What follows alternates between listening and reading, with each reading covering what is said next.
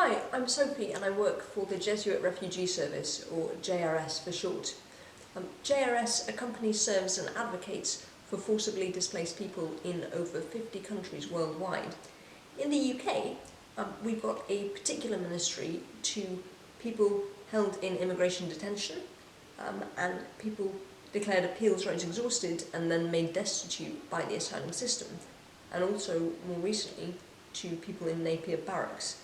That's the former military camp that's now being used as asylum accommodation, which is actually in many ways a lot like detention.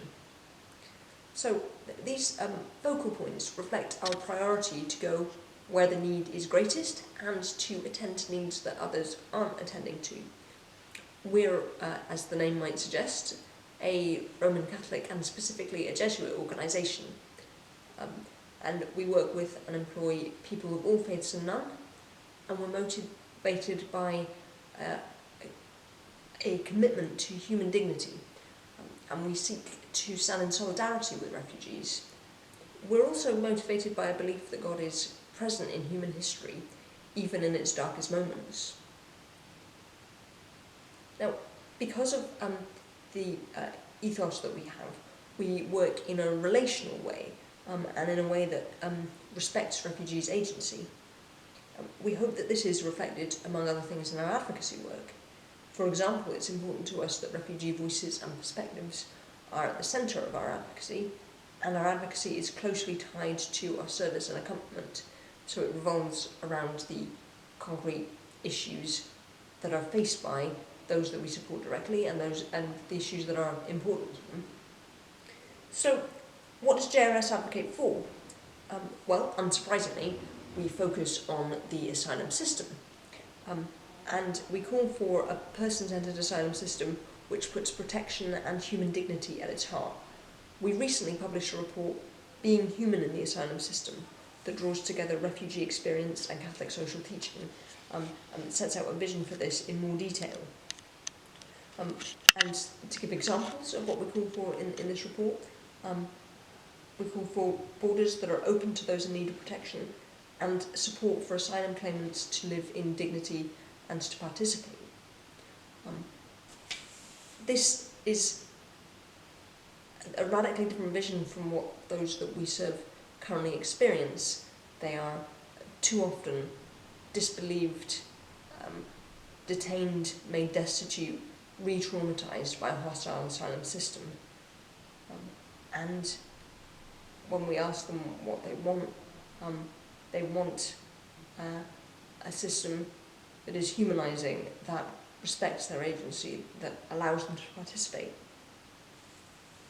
Now, we're currently very focused on resisting the Nationality and Borders Bill, which is, of course, diametrically opposed to what we're calling for, and would punish refugees for how they travel and create huge further barriers to protection.